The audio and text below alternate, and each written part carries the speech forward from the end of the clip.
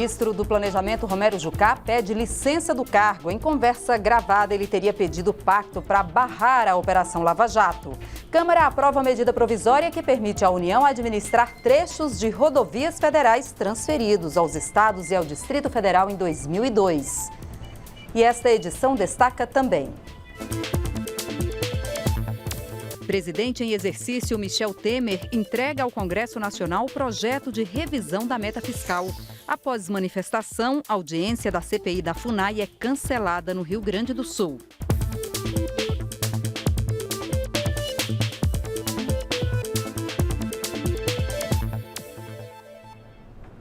Olá, bom dia. Agora é 1h45. O Jornal da Câmara começa agora. O plenário da Câmara encerrou agora há pouco a sessão deliberativa para a votação de duas medidas provisórias que estavam trancando a pauta de votações. A repórter Paula Bittar acompanhou a sessão e tem mais detalhes ao vivo do Salão Verde. Olá, Paula, bom dia. Foi votada uma medida provisória, né? Bom dia, Jaciene, é isso mesmo. Foi tanta coisa no plenário, tanta discussão, tanto debate, tantos requerimentos tentando protelar as votações que acabou que só deu mesmo para uma das medidas provisórias, mas era a mais importante para o dia de hoje, porque era uma medida provisória que vence na terça-feira da semana que vem, dia 31 de maio, precisa ser analisada ainda pelo Senado Federal. Essa outra que acabou ficando para depois, que prevê aí recursos para agricultores atingidos pela seca, ela vence só no dia 29 de junho. Então, no final das contas, os deputados aprovaram essa medida provisória que venceria logo, a medida que autoriza o governo federal a reincorporar trechos de rodovias que foram transferidos em 2002 a estados e ao Distrito Federal. Vários partidos, vários deputados cobraram a aprovação dessa MP, alegando que os estados não têm tido condições financeiras de fazer a manutenção dessas estradas e, portanto, a reincorporação para o governo federal significaria uma melhora aí para as estradas brasileiras. Mas partidos como PT, PCdoB defenderam uma série de requerimentos que tinham como objetivo protelar ou impedir as votações. Obstruir são aqueles requerimentos de obstrução que acabou fazendo com que a sessão que começou às 6 da tarde só fosse encerrada. Foram duas sessões, na verdade, mas foram, na verdade, quase 8 horas de discussões por conta dessa obstrução apresentada aí por partidos que são contrários ao impeachment da presidente Dilma Rousseff. E o motivo é justamente esse protestar contra o governo interino de Michel Temer, que é considerado por esses partidos como um governo ilegítimo. E o tema que dominou todos os debates aí foi justamente a divulgação hoje de áudios de conversa entre Romero Jucá, que era ministro do Planejamento, e o ex-presidente da Transpetro, Sérgio Machado. Esse foi o principal tópico aí dos debates. Vamos ver. Não é possível aqui deixar de fazer o registro da queda do primeiro-ministro do governo golpista de Michel Temer. De 7 ministros envolvidos na Lava Jato, o primeiro caiu. Mas mais grave e revelador desta queda é que o golpe foi denunciado explicitamente com o apoio do Supremo, segundo Romero Jucá, com o apoio da grande mídia e com o apoio de setores conservadores da sociedade. Golpe à democracia, golpe aos direitos sociais, golpe aos direitos trabalhistas. Fica essa ladainha novamente de golpe para lá, golpe para cá, que não cola mais. Não houve golpe, houve um impeachment e houve sim, na verdade, um golpe contra a corrupção e os crimes fiscais. Jucá foi líder de Lula e de Dilma, então ele servia lá atrás. Agora não serve, ele se afastou dignamente para se defender de acusações de uma gravação fora de contexto. Se tiver, cada um que cometeu pecado, que pague por seus pecados, mas ele se licenciou para não atrapalhar o governo de transição e recuperação nacional de Michel Temer. Bom, apesar de todo esse debate, foi encerrada agora há pouco essa sessão com a aprovação final dessa medida provisória, MP que autoriza o governo federal a reincorporar trechos de rodovias que tinham sido transferidos a estados e municípios. A medida provisória segue para análise do Senado e os senadores terão até a terça-feira da semana que vem para votar essa medida, senão ela caduca, ela perde a validade. Jaciene. Obrigada, Paula, pelas informações.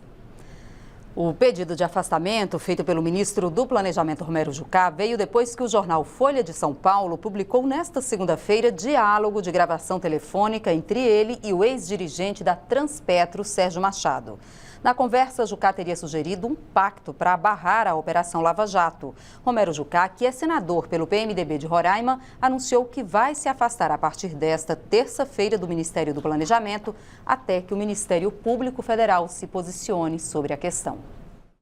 Como há uma certa manipulação das informações, eu pedi ao meu advogado, doutor Cacai, que prepare um documento e nós estamos dando entrada hoje à tarde para que nós tenhamos a posição do Ministério Público Federal se há ou não algum tipo de irregularidade de crime na conversa. Não quero de forma nenhuma deixar que qualquer manipulação mal intencionada possa comprometer o governo.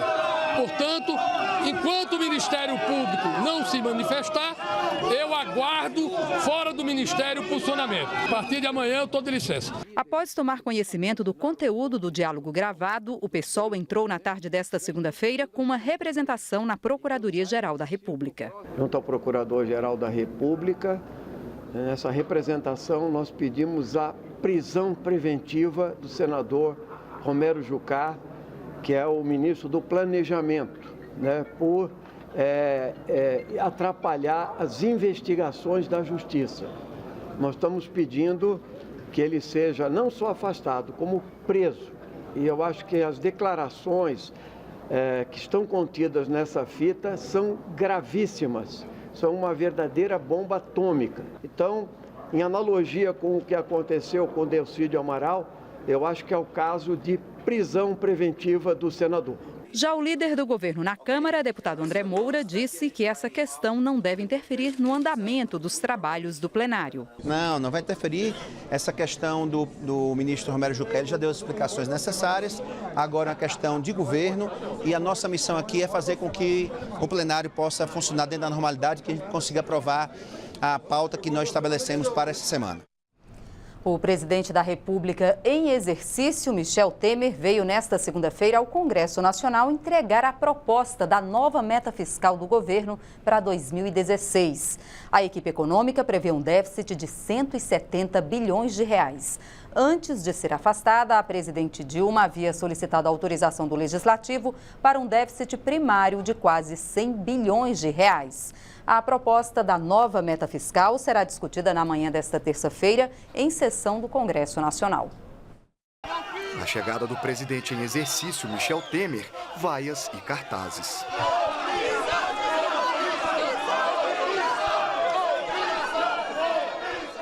Do lado de dentro, Temer fez a entrega oficial da nova meta ao presidente do Senado Federal.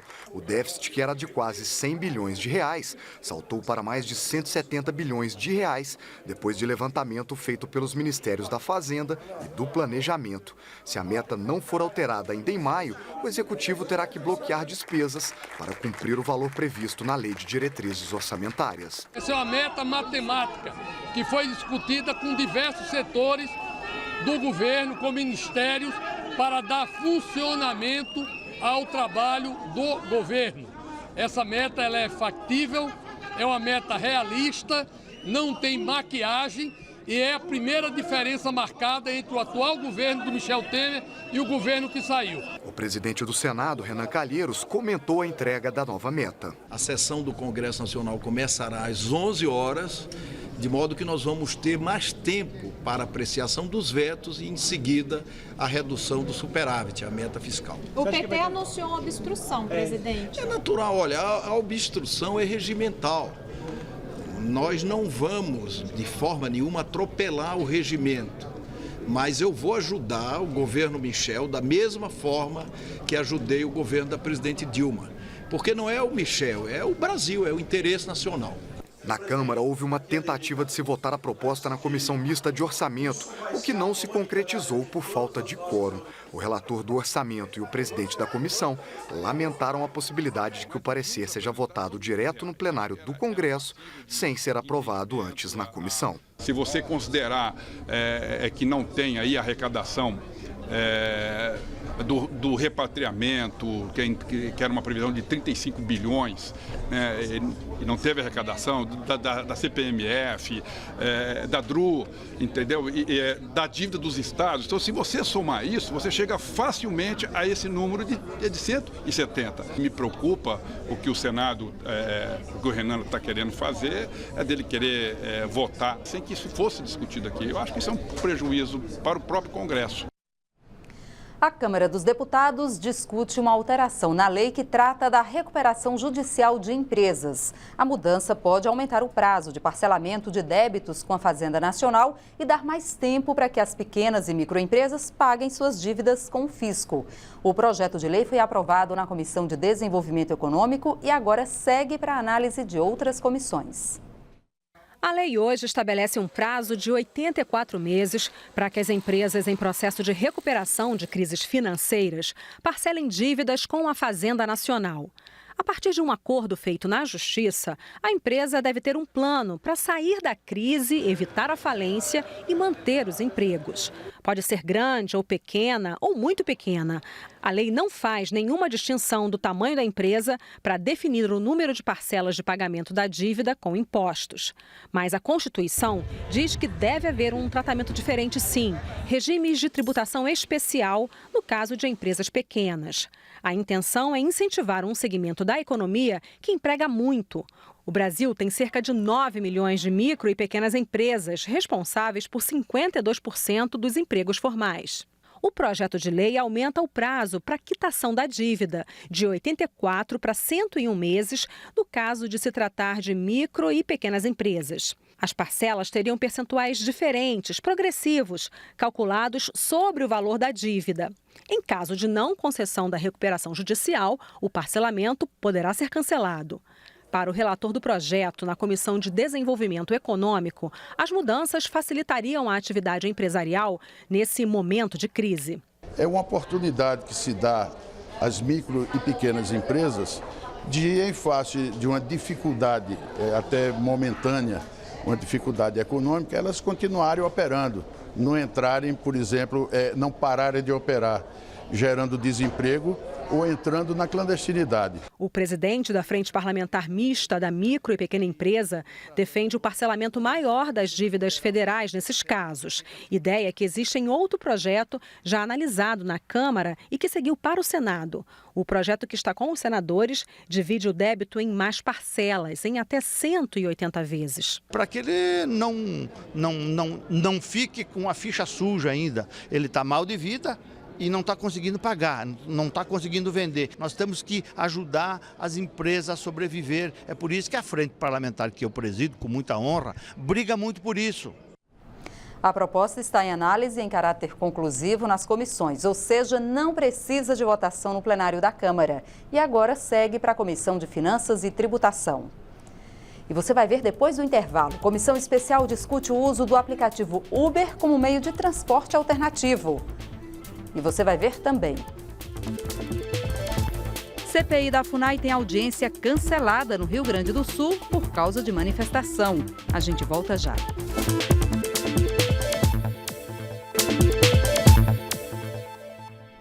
Um protesto de índios e quilombolas impediu a audiência pública da CPI da FUNAI e do INCRA, marcada para esta segunda-feira na Assembleia Legislativa do Rio Grande do Sul. O presidente da comissão, o deputado Alceu Moreira, disse que vai processar os manifestantes por impedir os trabalhos da CPI. Os manifestantes ocuparam o auditório da Assembleia Legislativa do Rio Grande do Sul, onde seria realizada a audiência externa da CPI criada na Câmara para investigar o trabalho da FUNAI e do INCRA. Depois de 1 hora e 40 minutos de protesto, o presidente da CPI, deputado Alceu Moreira, reuniu deputados federais e estaduais em outro local da Assembleia Gaúcha. Ele anunciou o cancelamento da reunião, mas garantiu que a CPI vai fazer a audiência em Porto Alegre, em outra data, e disse que os manifestantes serão denunciados pelo crime de impedir o funcionamento de CPI, previsto na lei que trata das comissões parlamentares de inquérito. Neste momento, determino à Polícia Federal que proceda a identificação rigorosa de todas as pessoas que não permitiram a livre realização desta Assembleia da CPI, da Comissão Parlamentar de Inquérito. As profissões em geral são compostas por direitos e deveres do trabalhador e do empregador. Algumas são regulamentadas pelo Ministério do Trabalho, outras não. Cabe ao Congresso Nacional criar essas regras, como você vê agora na reportagem. Atendente pessoal de deficientes, técnico de segurança do trânsito, cientista de alimentos, costureira, manobrista, esteticista. Todo ano, dezenas de projetos que regulamentam profissões novas ou antigas são discutidos pelo Congresso Nacional. Algumas propostas são arquivadas pela Câmara ou são vetadas pela Presidência da República.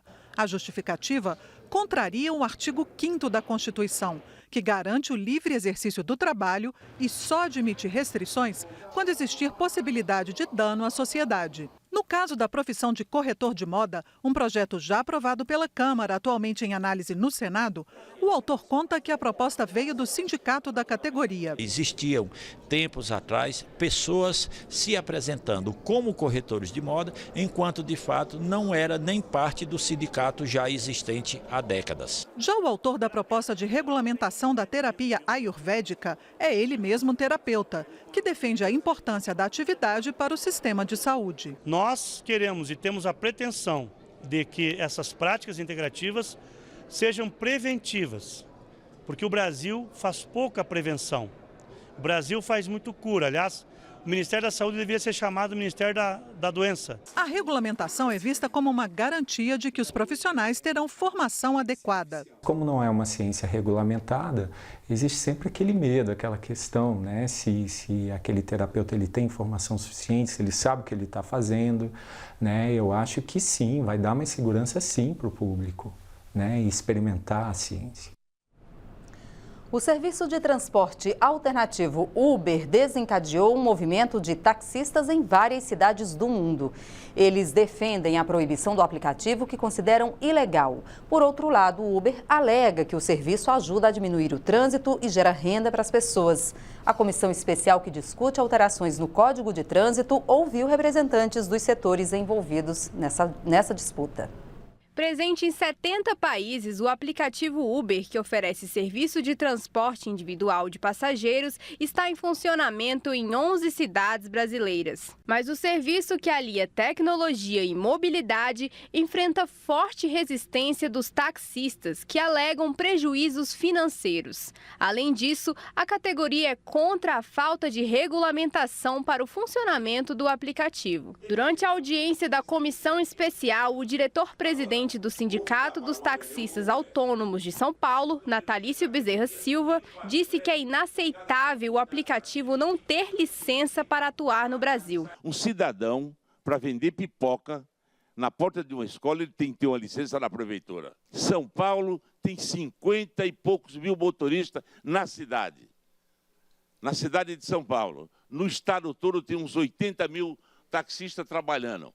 O político que abraçar essa causa, ele vai ser falado na cidade inteira. O representante do Uber, André Gustavo Rosa, afirma que a empresa fundamenta suas ações no Brasil de acordo com o Plano Nacional de Mobilidade Urbana e na Constituição, que garante a livre concorrência e a defesa dos direitos do consumidor. O Plano Nacional de Mobilidade Urbana, quando traz o conceito de transporte individual remunerado, ele não definiu o que é o transporte privado, ele só definiu o que é o transporte público.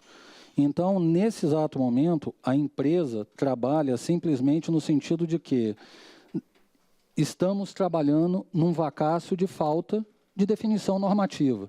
E é onde a gente procura trabalhar com todos os legislativos e executivos do país para que se faça essa definição. Para o representante do Ministério Público, Carlos Bruno Ferreira, é difícil estabelecer algum tipo de controle ao aplicativo. Eu vou dizer o que vai acontecer se houvesse uma tentativa de proibir completamente o Uber. Vou dizer o que vai acontecer na prática em tecnologia.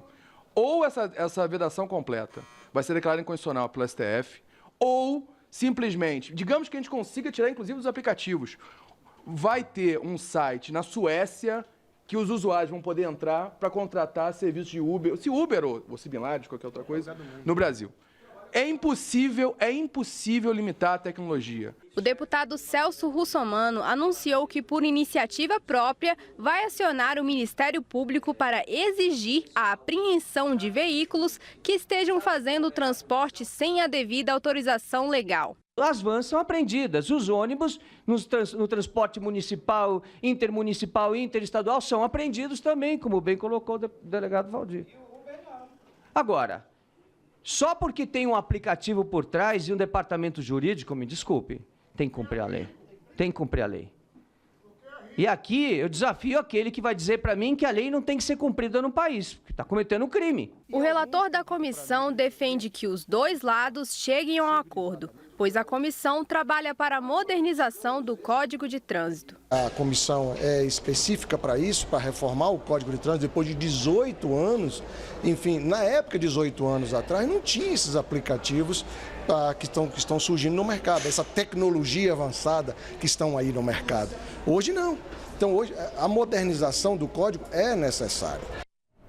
Esta edição termina agora. Para outras informações ou para rever nossas reportagens, é só acessar a nossa página na internet. Tchau!